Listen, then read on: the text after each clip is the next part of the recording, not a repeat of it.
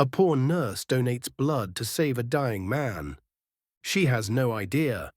He's one of the most powerful billionaires in America. She never imagined that one act would change the course of her entire life, from an exhausting overnight shift to the day she stood at the grand opening of a community clinic named Hope. It all began with a single drop of blood, and a thank you unlike any other. Stay until the end to see what brought an entire city to tears on that unforgettable day. Please like, subscribe, and turn on notifications to update our latest videos. It was nearly 1 a.m. The long corridor of St. Jude's Memorial was bathed in dim yellow light. Ventilators hummed in the distance, and the occasional squeak of nurse shoes echoed down the hall. Amid the heavy stillness, Clara Hayes, 26, hunched over a medical monitor, her eyes bloodshot from exhaustion, her light brown hair tied high in a messy bun after a grueling 14-hour shift. Her white blouse was stained with dried coffee, sleeves rolled up, throat parched. In her pocket was a packet of instant noodles, untouched since the afternoon. Every time Clara left a patient's room, she forced a faint smile, not for herself, but so her patients wouldn't see the weight she carried on her shoulders. Clara lived in Chicago's South Side, in a cramped rental apartment with her best friend Riley Dawson. Her mother, once a seamstress, was now bedridden after a stroke. Her father had passed away when Clara was still in high school. On a junior nurse's salary, she worked endless back-to-back shifts to cover rent, medical bills, and lingering nursing school debt. Tonight, she was pulling a double, from noon the previous day until 7 a.m. the next morning. No one forced her, she volunteered, because one extra paycheck meant one less night worrying. A young resident passed by and said softly, "Clara, you should take a break. You look like you're about to pass out." Clara shook her head. "I'm fine. Patients in 303 and 307 still need close monitoring."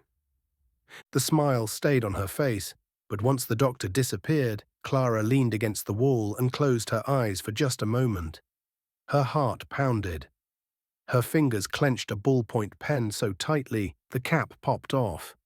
No one saw the nights she cried in silence because she couldn't afford her mother's medication. No one knew the sandwich in her coat pocket was meant for tomorrow's breakfast. To the world, Clara was just another nurse. But to her patients, she was the one who listened, the one who stayed. And to herself, Clara was a quiet warrior, fighting every day in a city that rarely noticed her.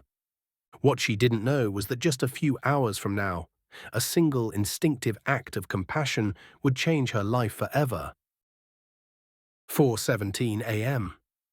A cold gust swept through the emergency room doors of St. Jude's Memorial. Clara was wiping the forehead of an elderly woman recovering from a heart attack when the wail of an ambulance pierced the night from the parking bay. Severe traffic accident. Male, approximately 30 years old, heavy blood loss, unconscious, a nurse shouted. The ER doors flew open, doctors and nurses rushed into formation. Clara hastily tied her hair back, tossed her used gloves in the bin, and ran toward the chaos. On the gurney lay a young man, face obscured by blood and gauze, dark hair disheveled, skin ghostly pale. Weak pulse, eyes shut tight. His body was smeared with blood and soot. "Who here is O+?" the chief physician yelled, voice taut as a wire. "We've run out of O+ in the blood bank." The room froze. A few nurses glanced nervously at each other. Clara stood motionless in the middle of the frenzy, then quietly said, "I'm O+. I'm a regular donor." Heads turned. "Are you sure, Clara?" the lead doctor asked, concern flickering in his eyes. "I'm ready, please. Save him." No objections, no time to hesitate. There was no one else. A medical chair was wheeled into the corner. Clara sat down, sleeve rolled up. A nurse fastened a tourniquet around her arm while the doctor prepared for direct transfusion. An emergency protocol, rarely used, but this was their only chance. The needle pierced her skin. Clara didn't flinch, sweat beaded at her temple. Her heart raced. On the other side of the room, the man's body began to stir. His heart resumed its beat. Faint, but there. The EKG monitor let out slow, steady beep, beep, tones. The room held its breath. Clara stared at him, her blood flowing into the veins of a stranger whose name she didn't even know. A man teetering on the edge of life and death, a man Clara couldn't have known, was one of the most powerful figures in America. The transfusion continued, and Clara's gaze never left him. The doctor finally nodded. "We've got him. Blood pressure's stabilizing." Clara exhaled, but as the nurse removed the needle from her arm, the world tilted. Her vision darkened, her head slumped forward onto the chair. "Clara," a nurse cried, catching her, "you need rest. You're past your limit." "I'm okay," Clara whispered weakly, "as long as he's alive." And then Clara collapsed in the chair, unconscious, just as the first light of dawn crept over the horizon. Beside her, the stranger's chest rose and fell. Steady, alive. No one in that room knew that the man Clara had just saved was Nathaniel Blake, the elusive CEO of one of the largest financial empires in Chicago. A pale sliver of light began slipping through the frosted windows of the emergency ward. Outside, the city of Chicago was waking up. But inside St. Jude's Memorial, Clara Hayes was fading into the quiet stillness of exhaustion. She lay on an emergency cot tucked into the corner of the room, an IV drip in her arm, her blood still not fully replenished after the direct transfusion. A fellow nurse gently pulled a blanket over her and whispered, "Clara, you went too far this time. 2 shifts in a row. And then this." Clara simply shook her head weakly. She didn't need praise. She didn't need to be recognized. To her, saving lives wasn't something done for credit. It was a duty. Her eyes drifted to the bed across from hers. The stranger still hadn't woken, but the pallor on his face had given way to a faint flush of life. His heart was beating steadily. The alarms were silent now. A doctor passed by, glanced at the vitals chart, then looked at her. "If it weren't for your blood, he wouldn't have made it." "I just did the right thing," Clara whispered, her lips dry. "He's a patient, not a number." No one yet knew who the man was. His admission record simply read, "John Doe, identity unknown." No ID, no family listed. But Clara didn't care. She didn't save lives based on resumes. She didn't ask if they were rich or poor, good or bad. She saved them because she was a nurse, and her heart, no matter how weary, had never stopped caring. By now, the clock was nearing 6 a.m. Her shift, over 18 hours long, was finally ending. Another nurse offered to call a ride to take her home, but Clara declined. "I want to stay until he's truly out of danger." And so Clara sat there, alone in the quiet corner of the room, her eyes heavy, her trembling hand clutching a cup of water. Across from her, the man still slept, sedated by medication. She didn't know his name. She didn't know if he would ever wake and remember anything. But one thing she did know for sure, she had saved a life. No reason, no reward, just a bag of blood, a pair of tired hands, and a heart that never turned away from life. The morning rain arrived suddenly in Chicago, falling gently over the slick city streets. Inside the inpatient wing of St. Jude's Memorial, Clara Hayes stood still in front of room 412, her fingers gripping a thin folder of patient files. She didn't know why she had come. After a night that pushed her to collapse, saving a total stranger with nothing left in her own body, she should have been home resting. But something had pulled her back, as if she couldn't breathe easy until she saw with her own eyes that the man she helped was still alive, still breathing, still safe. She knocked gently on the door. "Come in," came a low, slightly raspy voice from inside. Clara pushed open the door and stepped in. Her eyes met a gaze, deep, steady, from the hospital bed. The same man whose face she had last seen pale and bloodied was now awake, alert, and strangely luminous. He looked younger than she had imagined, maybe early 30s. His skin still bore signs of trauma, but his eyes held the kind of depth that made you feel he'd seen more than most people ever would. Clara faltered, I'm just here to check on your wounds. I'm Nurse Hayes. The man smiled faintly. Clara Hayes. She froze. How do you know my name? He nodded toward the folder by his bedside.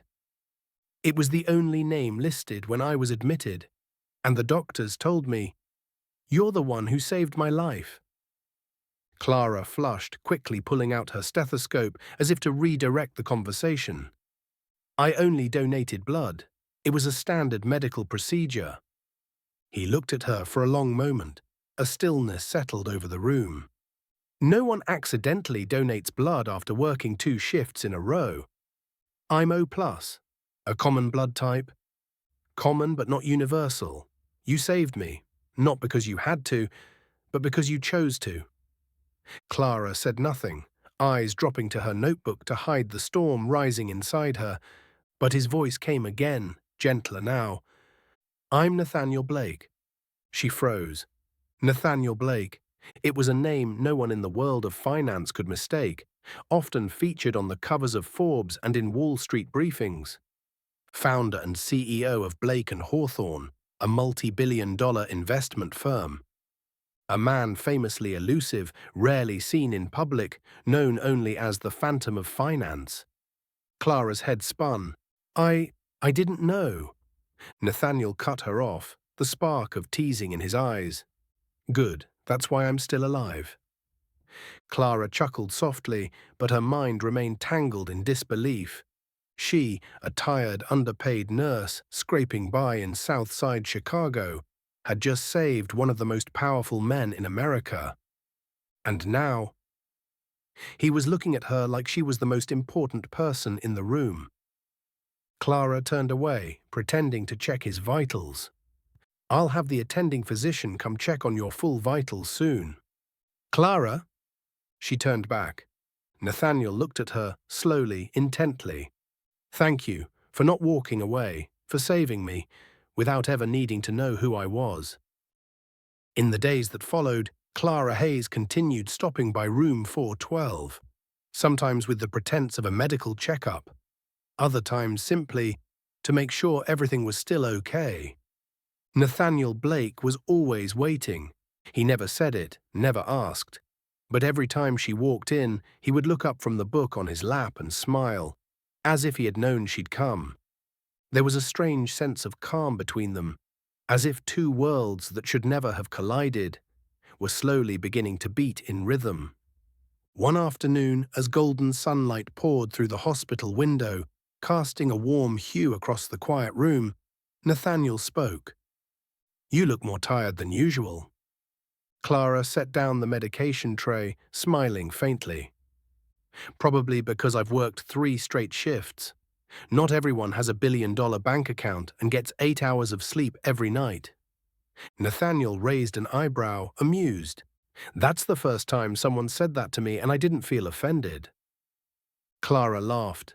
A real laugh, not the polite chuckle she gave to patients, but a deep, unfiltered sound that rose from her chest. It had been a long time since she'd laughed like that. Do you often meet people who pretend around you? She asked, suddenly serious. Nathaniel paused for a moment. Almost always. I can't remember the last time someone talked to me like a person, not like a signature on a check. Clara froze.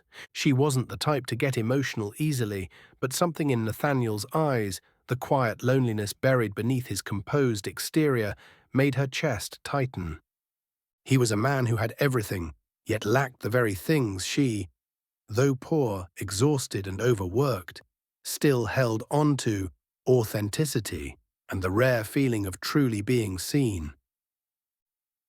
I don't know much about your world, Clara said softly, eyes drifting to the pale evening sky outside. But I know what it feels like to be judged by appearances, by your job, by your clothes, and that feeling isn't easy to live with. Nathaniel looked at her for a long moment. Then he said, "Maybe that's why I trust you." Clara turned to him. That look, warm and stripped of any pretense, made it impossible for her to look away. Silence fell, but it wasn't awkward. There are connections that form not through promises or titles, but through shared stillness, through simply sitting beside someone, looking in the same direction, and being understood. Without effort. Nathaniel placed a book on the bedside table, his expression softening. "I'm being discharged tomorrow." Clara nodded. "That's good.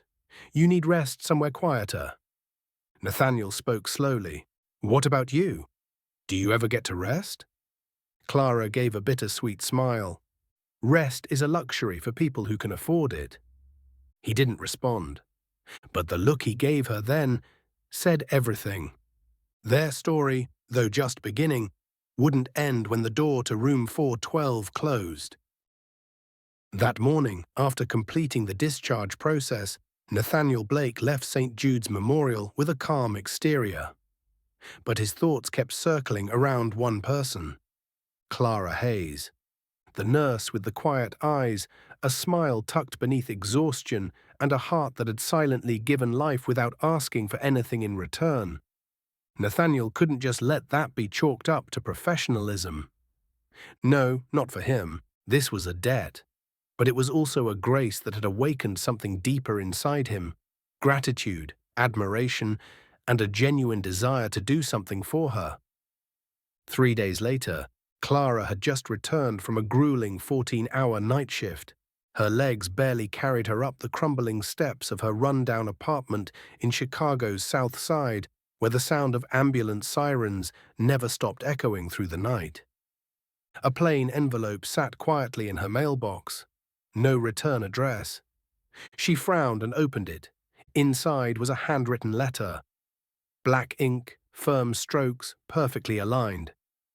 "Clara, I still haven't found the right words to thank you. Some gifts can't be repaid with words or money.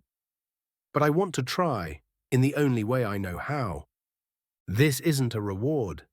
This is gratitude from someone who lay between life and death, and was pulled back because of you. I hope you'll use it in whatever way you believe is right. Nathaniel Blake." A check slipped out of the envelope. Clara froze. 6 figures.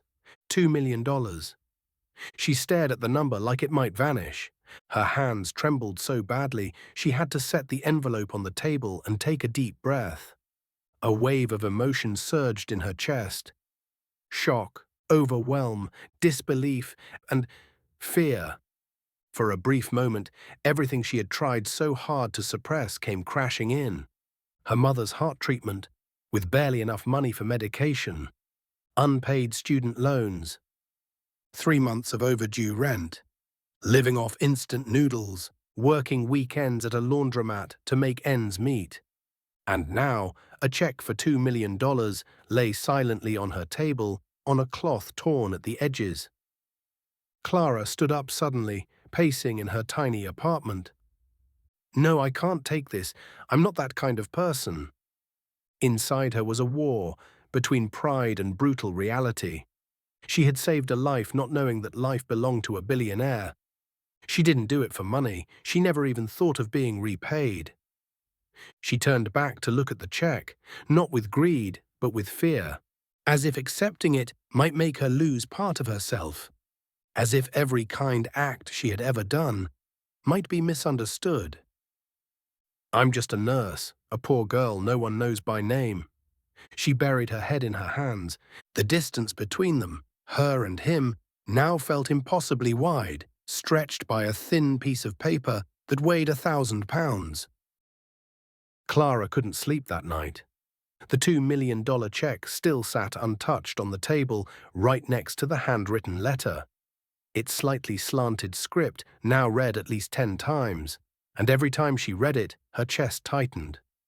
Not because of the money, but because of how Nathaniel wrote it. There was no bragging, no sense of superiority. Only, gratitude. And that was what hurt the most. She wasn't someone who cried easily, but now silent tears rolled down her cheeks. Not for the money, but because of emotions that had been bottled up for far too long. She looked around her run-down apartment, peeling walls, a chipped wooden table her mother once salvaged from a garage sale. Her mom lay resting in the other room, her breathing easier thanks to a dose of heart medication paid for with borrowed money from a co-worker. Clara turned her gaze back to the letter. For the first time in her life, she felt like she was standing at a strange crossroads, between pride and hope. She didn't want anyone to think she helped people for money. She couldn't accept a fortune just for doing the right thing. But then, her mother's face flashed through her mind. So did the homeless patients she'd quietly covered with extra blankets at night, the children who had waited hours in the ER because they had no insurance. If I don't accept this, I'll always just be a worn-out nurse trying to save one patient at a time. But if I'm brave enough, I could do more. She picked up the letter again. Her eyes stopped at the last line. I hope you'll use it in whatever way you believe is right. Those words felt like the opening of a door. Not a repayment, but a chance to create something better. Clara wiped her tears and took a deep breath. She picked up her phone and dialed the number at the bottom of the letter. Her hand trembled so much she nearly dropped the phone. But still she pressed call. It rang. Once, twice. And then a warm voice came through. Mr. Blake's office. How may I assist you? Clara swallowed hard. Her throat felt dry. Hello, this is Clara Hayes. I received his letter. There was a brief silence, then the assistant's voice softened noticeably. He's been hoping you'd call.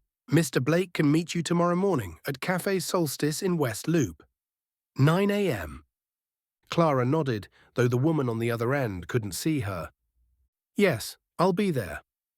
She hung up the phone and sat still in the tiny living room, her hand resting over the envelope. For the first time in her life, Clara felt like she was about to step into something far beyond the night shifts, the punch clocks, or the cold, curled-up evenings. A new door had just been opened. Chicago was glowing in the morning sun. Clara Hayes stood outside Café Solstice, her fingers tightly gripping the strap of her canvas bag. Inside were the letter and the $2 million check, which she still hadn't dared to touch again. The cafe sat at the corner of West Loop, elegant, quiet, with glass panels reflecting the towering buildings behind it. Designer suits, polished leather shoes, and espresso brewed from Italian machines filled the space. Clara glanced down at herself. A freshly ironed white blouse, modest grey slacks, hair tied neatly.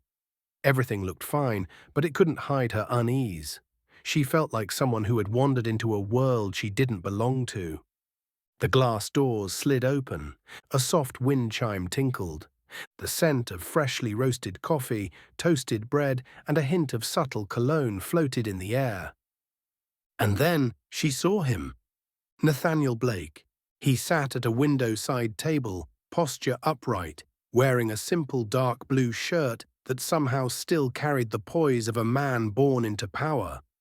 The wound on his forehead had nearly healed, but his eyes, deep and still, held the same look Clara couldn't forget. That gaze stopped at her. Clara stepped forward, her feet suddenly heavy. Clara Hayes. He stood, smiling gently, just like the first time their hands met in the hospital room. Yes. She nodded softly. He pulled out a chair for her. They both sat. The first silence wasn't awkward. It was a pause between two people trying to understand one another, not through status, but through gratitude. Thank you for coming, Nathaniel said, his voice low and sincere. I hoped you'd call. Clara pulled the envelope from her bag and placed it on the table. I received this, but I can't. Nathaniel gently raised a hand to stop her. Let's not talk about the money yet. Let me tell you something first.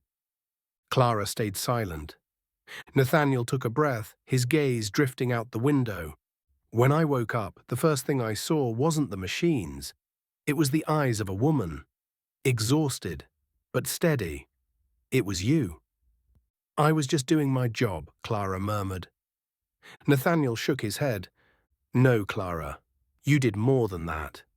You gave me a second chance, not just to live, but to reflect on a life I've been too blind to see. He looked at her, so sincerely Clara couldn't look away. I want to know, if you had the chance, a real chance to change everything, what would you do? Clara opened her mouth, then paused. This wasn't the part she had prepared for, not a polite thank you, not a humble rejection. This was real.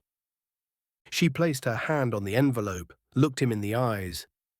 I used to dream of opening a community clinic, she said, for people like my mum, people without insurance who can't afford a hospital, who don't know where to go when they are in pain at 2 a.m. Nathaniel didn't respond.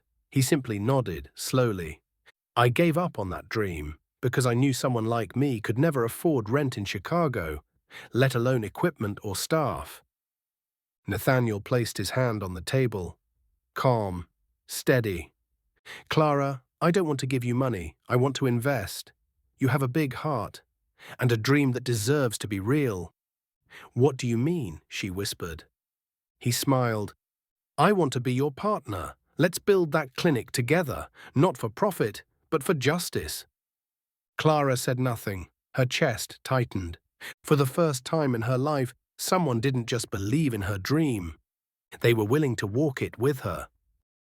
In a quiet cafe nestled in the heart of Chicago, Clara Hayes sat across from Nathaniel Blake, one of the most powerful men in America.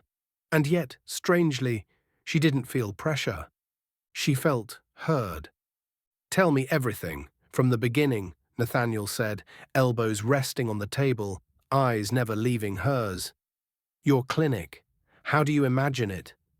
Clara held her breath for a second. Then she spoke. I want to call it Beacon Community Clinic. Beacon, Nathaniel raised an eyebrow. It means lighthouse, because I believe people at the bottom, the poor, the sick, the struggling, deserve a light to guide them too. A place with no judgment, no fear of bills, only concern for life. She spoke quickly, heart pounding, as if unleashing a dream she had kept hidden for years. I want it to have general care, but also a mental health counseling area, because I've seen too many people fall into depression and isolation with no one to turn to. I want a vaccination room, support services for low-income mothers, and even classes that teach patients to understand their own health better. Nathaniel said nothing, only nodded slowly. No interruptions, no smirks, no patronizing tone, just listening. I once saw a mother holding her feverish, seizing child, crying in the ER lobby because she didn't have insurance. An elderly man with severe diabetes who couldn't afford insulin. So he drank herbal water for 6 months. They don't need pity. They need a system they can trust. Clara's voice trembled. I don't want to be a doctor. I just want to be the person who opens the first door for them. Nathaniel leaned back slightly. He took a deep breath. Clara, I know it sounds crazy and expensive and vague, but No. Nathaniel interrupted. I don't think it's crazy. I think it's the most right thing I've heard in a very long time. Clara fell silent. Nathaniel leaned forward. His gaze was no longer that of a billionaire, but of a man who had just glimpsed something truly radiant in his life. I've built investment firms, real estate portfolios, private hospitals, but not one of those places had the heart you just described. He pulled a pen from his jacket pocket, jotted something on a napkin, slid it toward her. A single line, where do we start? Clara bit her lip, eyes brimming. I don't know anything about zoning laws, permits, paperwork. Nathaniel smiled. I do, and I have a team who can handle that. You just focus on what matters most. The soul of Beacon. Clara nodded, small but firm. Today, for the first time in her life, her dream was spoken out loud, and instead of being dismissed, it was embraced. Not with applause, but with a promise to walk beside her. A small beacon was about to be lit.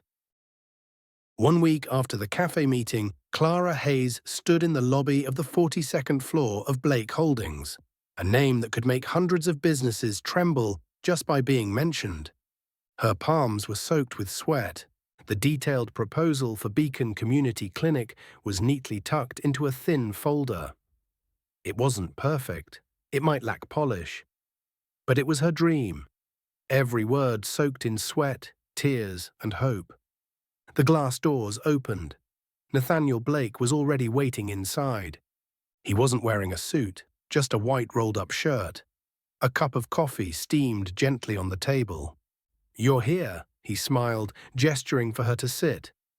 Clara took a deep breath and opened the folder. "I followed your suggestions. I consulted a community doctor, a local attorney, and a friend from the union to help review everything. This includes an operational model, licensing procedures, a 3-year budget projection, and—" Her voice caught. "And even if you choose not to invest, I'll still find a way to crowdfund it. I just can't give up." Nathaniel didn't open the proposal. He looked at her, attentive, calm. "Clara, do you know why I haven't made a decision yet, even though I could have written the check last week?" She said nothing. "Because I don't want to just write a check," he said slowly. "I want to be truly part of this." She looked up, startled. "What do you mean?" "I don't want to invest to get a thank you.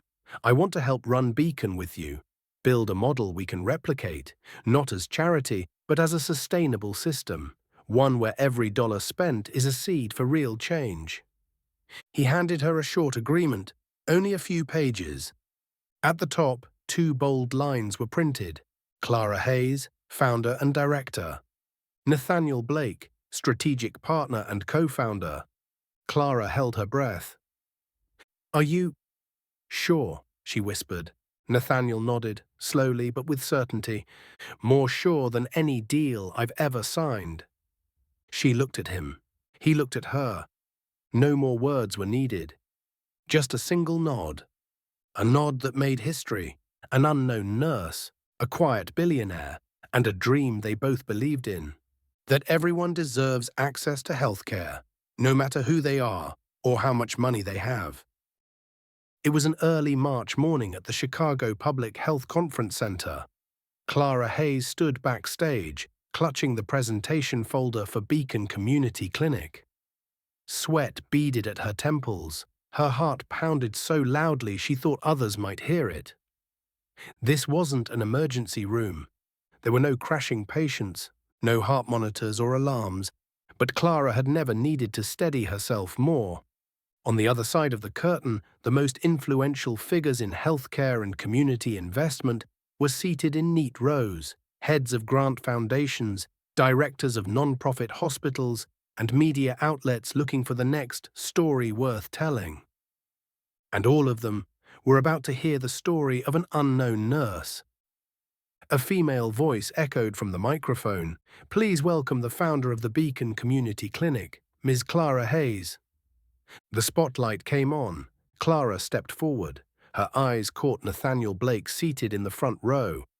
He gave her a gentle nod, his gaze a quiet anchor in the sea of tension. "Good morning, everyone," Clara began, her voice soft but steady. "I'm not a CEO. I'm not a fundraising expert. I'm just a nurse who works 2 shifts a day.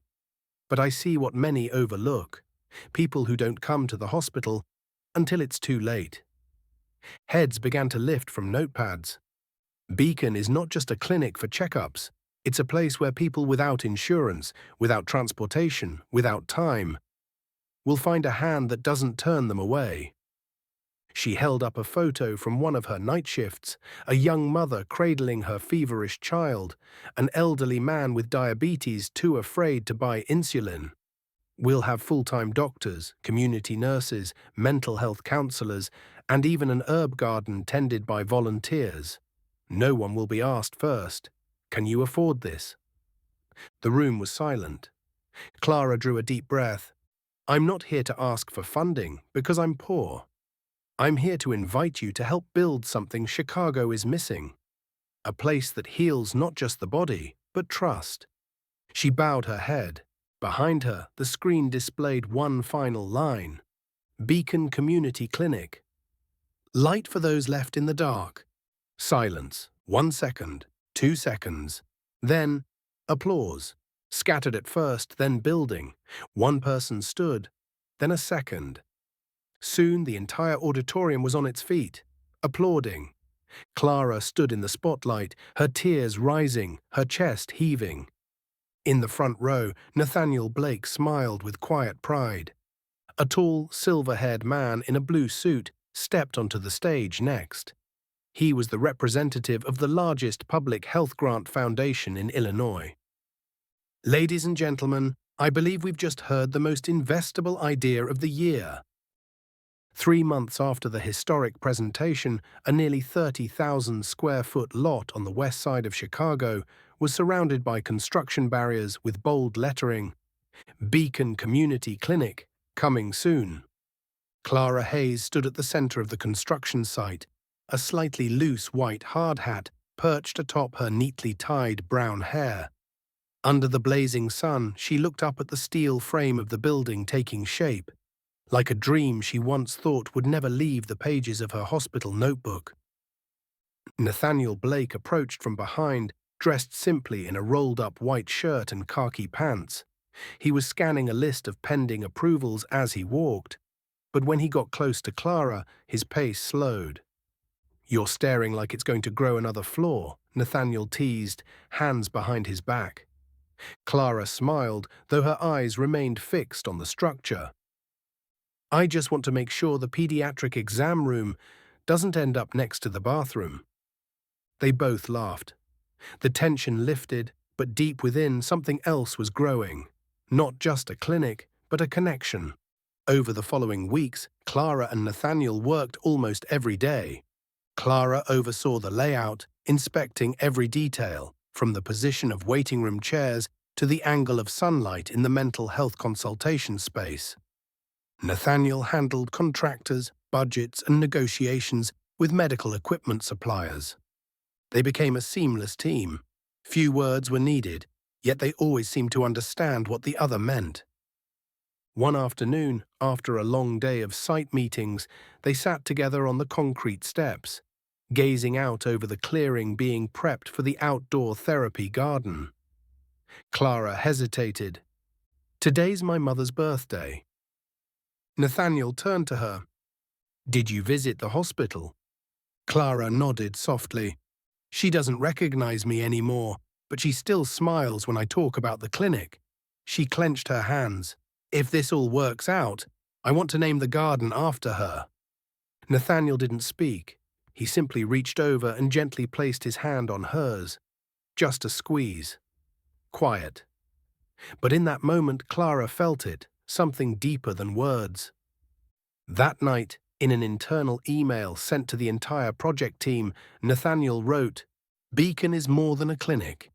It is an unspoken apology from society that we let too many people fall behind.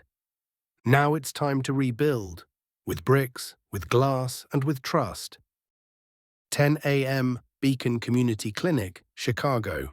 Brilliant golden sunlight poured over the curved glass facade of the newly inaugurated building. Along the jade-green carpeted walkway, fresh flowers were carefully arranged in white porcelain pots. Shimmering gold letters gleamed across the nameplate, Beacon Community Clinic, a place for healing and hope. Clara Hayes stood behind the curtain of the small outdoor stage, clutching a folder tightly to her chest, her heart racing. On the main platform, city officials, doctors, and key investors had already gathered. The press was out in full force, cameras trained on her. At that moment, a gentle hand touched her shoulder. You're ready, Nathaniel Blake said softly. Clara looked up. He was dressed in a tailored navy suit, no tie, his eyes glowing with unhidden pride. What if I faint up there? She half joked, half meant it. Nathaniel smiled. Then I'll tell them, this is the woman who made a hospital bow and a billionaire wait. Clara laughed, a laugh that melted away all the tension. The ceremony began. Clara stepped onto the stage. Applause echoed throughout the courtyard. Cameras followed her every step. I used to be a night shift nurse. People rarely remembered our names. We were just called the night nurse, the one who changes dressings, or worse, the shadow at the end of the hall. But today I stand here not to be remembered, but to remind us of those who are always forgotten. Her voice trembled, then steadied like the very foundation of Beacon Clinic. She spoke of her mother, of the uninsured patients, of a dream once dismissed as foolish. And finally, this clinic does not bear my name, but it carries the hope I had, and so many others once didn't dare to dream. When Clara cut the red ribbon, the applause erupted. Dozens of white, blue, and gold balloons soared into the sky. Guests poured inside to tour the space, and media scrambled to capture every moment. In a quiet corner beside the donor wall, Nathaniel gently held Clara's hand. He leaned in and kissed her softly on the forehead, right in front of dozens of cameras. Clara blushed. You just made me front-page news tomorrow morning. I just want the world to know, Nathaniel said tenderly, that this woman saved my life, not once, but twice. First with her blood, and then with her dream. Late afternoon, garden behind Beacon Community Clinic. The sun was dipping toward the west, casting a golden hue over the stone walkways and the blooming lavender bushes. In the small courtyard behind the clinic, a place Clara had named the Recovery Garden, every sound seemed to slow down. Clara and Nathaniel sat together on a long oak bench beneath a pergola draped with budding vines. She had slipped off her heels, tucking her legs beneath her, hair gently tousled by the breeze. Nathaniel handed her a cup of chamomile tea, its warmth still carrying the trace of his hand. I used to think I'd never sit somewhere like this, Nathaniel said softly. No noise, no contracts, no one circling to strike, just peace. Clara smiled, her eyes gazing toward the bright patch of flowers. Then you've come to the right place. Because this is where people come to heal, both their bodies and their hearts. Silence lingered for a moment. A light breeze carried the scent of fresh soil and newly cut grass. Did you ever imagine this day? Nathaniel asked, his gaze catching hers in the amber light of dusk. Clara nodded gently. I did, but I never really believed I'd reach it. Back then, I thought dreams were a luxury. But then you came, not with a check, but with trust. You believed in me, before I ever believed in myself. Nathaniel took her hand. This time there was no hesitation. And you did something no one else could. You made the dream real, with your heart. In that moment, Clara leaned her head against his shoulder. No more words were needed. Their presence was enough. A few children from the play area behind them darted past, laughter ringing out, and the two of them laughed along. Nathaniel pointed toward a freshly planted bed of flowers. What should we name that one? Clara thought for a moment, then answered softly, Hope, because without it, none of this would have happened. Nathaniel smiled, leaned down and kissed the top of her head. Sunset, rooftop of Beacon Community Clinic. The sun was slowly dipping behind Chicago's towering skyline, painting streaks of vivid orange across the sky. Clara and Nathaniel stood side by the wooden railing on the clinic's rooftop, a spot where they could see the entire neighborhood gradually lighting up below. Beneath them, the newly opened Beacon Community Clinic welcomed its first patients. The evening breeze lifted Clara's hair into the air. Nathaniel looked at her silently, eyes filled with an emotion too deep for words. You know something, Clara said, her voice reflective. I used to stand down there, looking up at places like this, wondering if I'd ever be good enough to walk into one. Nathaniel turned toward her, gently taking her hand. Now you haven't just walked in, you built it. Clara smiled, her eyes glistening. Not alone. I could never have done it alone. Nathaniel squeezed her hand gently, then reached into his jacket and pulled out a small envelope. Inside was a new proposal, the Beacon Expansion Initiative, a plan to bring community clinics like this one to cities across America. I want to bring Beacon's light to places even darker than Chicago, Nathaniel said firmly, but I don't want to do it without you. Clara, will you walk with me? Not just in this mission, but in this life. Clara stood still. The wind stopped. The world around them seemed to fade, giving way to the weight of that single moment. She nodded softly. A smile lit up her face like sunrise. Yes, but on one condition. Nathaniel raised an eyebrow, a flicker of concern. What's that? Clara looked up, whispered, You'll be the first to open the door at every new clinic. They both laughed, not at the request, but at how clearly they could now see the future. No longer filled with fear or loneliness, but with absolute belief. Beneath the fading light, their hands stayed intertwined. Above them, the Beacon Community Clinic sign gleamed, catching the final rays of day. And in that moment, a promise was made, not in words, but in purpose, that from now on, this light would never go out. No one would have guessed that a poor night shift nurse with nothing but 2 calloused hands and a heart worn thin by long hospital hours would be the one to ignite an entirely new model for community healthcare. No one knew that a cold, calculating billionaire, once driven solely by numbers and profit, would find the meaning of his life in a bag of blood and a pair of determined eyes. Clara Hayes didn't change the world with money. She changed it with a single choice, made at the right moment. An act no one asked for, a sacrifice no one rewarded, a simple sentence, I'm O+, that set a chain of miracles into motion.